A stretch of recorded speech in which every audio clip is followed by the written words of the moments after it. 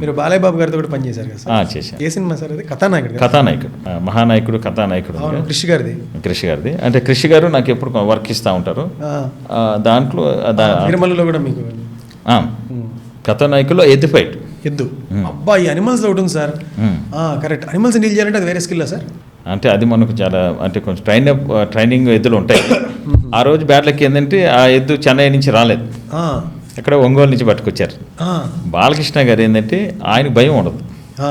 నేను చూసిన హీరోలో ఆయనకు భయం ఉండదు. ఆయన మాస్టర్ నమ్ముతాడు, వర్కర్ నమ్ముతాడు. అంతే. యాక్షన్ అంటే ఆ ఎద్దు మీద పడి అసలు ఆ ఎద్దే అలిచిపోయింది కానీ అసలు ఆయన కింద పడి లేచి దాన్ని బాలకృష్ణ ఆయన ఏం మైండ్ లో ఉండదు సార్ అప్పుడు ఆ వర్క్ లో ఉంటే ఆ వర్క్ లోనే ఉంటాడు అంతే. ఆ ఎద్దు ఫైట్ అంటే ఆ ఎద్దుని ఇది చేయాలి అంతే. అతను డైరెక్ట్ బీస్ట్ మోడ్ లోకి వెళ్ళిపోతారు. అంత మొండి మనిషి వర్క్ లో మొండి. ఎద్దే అలిసిపోయిందా? మన ఫైటర్లో నలుగురు లాక్ చేసి పెట్టాను నేను. కట్ అన్నా కూడా ఆ ఎద్దుని పడేసి అసలు ఆ కెమెరాలు కొట్టేసి ఆయన. అవునా? అయితే మంచి ఎక్స్పీరియన్స్ మీకు. ఆయన ఇప్పటికీ ఆయన యాక్టివ్గా పనిచేస్తాడు. ఆయనతో డాకుమారా చేశా కదా, అయ్యో బాబు ఆయనతోనే అన్నాను, సార్ మీరు ఏంటి సార్ ఇంత చిన్నపిల్లలాగా ఎలా చేస్తారు సార్ అన్న. ఏముంది, చిన్నపిల్లలే కదా చేస్తుంటాం అంతే. ఇది కూడా ఇది కూడా కాంప్లిమెంట్ అన్నట్టున్నారు ఆయన. అక్కడి నుంచి దూకి అంటే దూకేద్దాం అంతే. ఎందుకు దూకాలి లేదు, దూపు అసలు లేదు. మాస్టర్ నమ్మితే అలాగే ఉంటుంది. అంటే అతను మాస్టర్ నమ్మి పని చేస్తాడు. అయ్యో అసలు మంచి డేర్ క్యాండిడేట్. ఈయన మీరు రాంపోతినేని గారితో కూడా వర్క్ చేశారు కదా, అక్కడ కూడా ఎద్దు ఫైటే కదా సార్ మీరు? అది చేసింది వారియర్ లింగస్వామి. లింగస్వామి డైరెక్టర్. అక్కడ ఎద్దే కదా? అది కూడా ఎద్దు. అతను అసలు రామ్ అయితే ఏదో అతను జింకపిల్లలాగా ఉంటాడు అతను. అవును. అతను ఎనర్జెటిక్. ఆ టైటిల్ ఎవరు పెట్టారు కానీ ఎనర్జెటిక్గా ఉంటాడు అతను. అవును. ఆది గారితో చేశాను, ఆది పెనిశెట్టి. అతనితో ఎక్కువ సీక్వెన్స్ చేశాను. ఇతనితో అది చేశాను. బాగా ఎనర్జెటిక్ హీరో అంటే రాము గారు. అతనితో నాకు ఒక సింగిల్ షాట్ ఫైట్ చేయాలని ఉంటుంది ఆయనతో. ఎందుకు ఆయనతోనే చేయాలని? అంటే ఆయన ఎందుకు ఆ ఎనర్జీ కనబడుతుంది, చేయగలరు. ఇంతమందిలో పని చేస్తే రామ్ గారితో సింగిల్ షాట్ లో చేయాలంటుంది మీకు. ఎందుకంటే మీరు చేసిన దానికి డిజైన్ కి ఆయన న్యాయం చేస్తారు. ఆయన ఎనర్జీగా ఉంటాడు. కొన్ని ఉంటాయి అంటే మాస్టర్లకి కొంతమందితో చేస్తే బాగుంటుంది అని ఉంటుంది. అందుకే నేను ఫస్ట్ లో అడిగా. అవును, కరెక్ట్. దాంట్లో ఉంది. నాకు ఆలోచన ఏంటంటే ఆ సింగిల్ షాట్ చేయాలని. ఇప్పుడు కొత్తగా ట్రెండ్ ఏంటంటే ఎమోషన్ ఫైట్, కమర్షియల్ ఫైట్ ఉంటుంది. అవును. అలా కాకుండా ఒక పర్సన్ ఒక 10 మందిని కట్ లేకుండా చేయాలని, కటింగ్ లేకుండా చేస్తే అంటే కెమెరా హెవీగా మూమెంట్ ఉండాలేమో కదా? అవును. చేస్తే అంటే వీళ్ళకి ఆడియన్స్ కూడా నమ్ముతారు. అంటే గుర్తుపెట్టుకోవాలి, ఎక్కడ హ్యాండ్ పట్టుకోవాలి, ఎక్కడ లెగ్ పట్టుకోవాలి. రిహార్సల్ చేస్తే అంటే ఇప్పుడు కొంచెం జనరేషన్ వీళ్ళు మారుతున్నారుగా, ఆడియన్స్ కూడా వాళ్ళ టేస్ట్ అవి మారుతున్నాయి.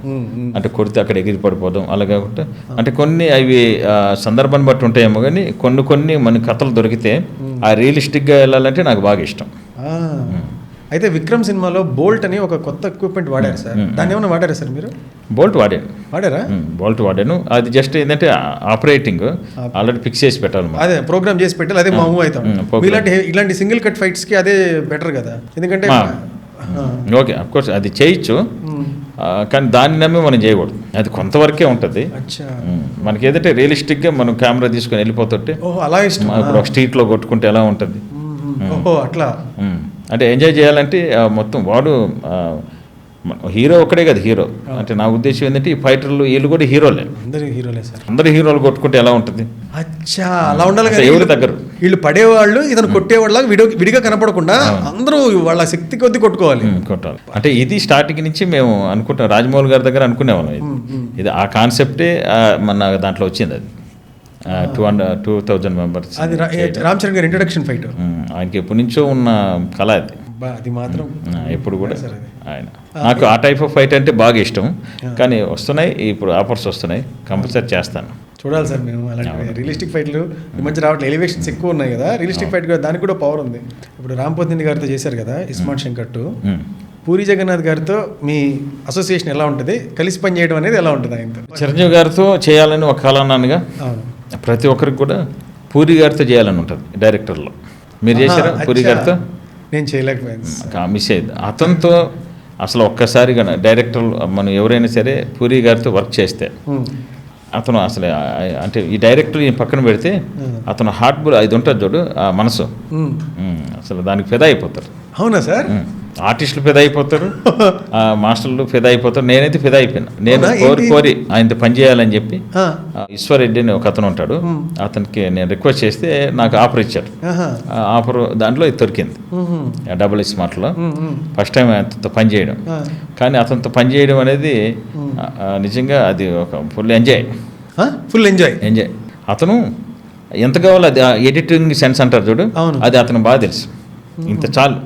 ఎంత చాలు ఆర్టిస్టులు కష్టపెట్టాడు అసలు అతను.